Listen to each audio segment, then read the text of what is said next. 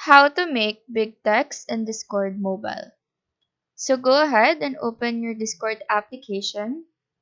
Once you're in the Discord, navigate to any channel where you want to send your big text. It could be any server with your friends, playmates, or anyone. Once you're in that specific channel, all you have to do is type in a hashtag, click on the space bar, type in whatever text that you want to be big. Before sending it, make sure that there is a space between the hashtag and your sentence. Now, after typing, click on send, and as you can see, it is now sent as a big text.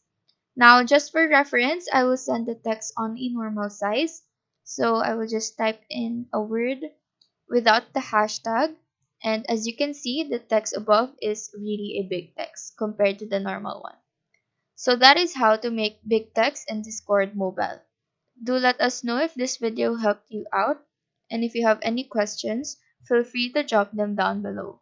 Thank you for watching and have a nice day.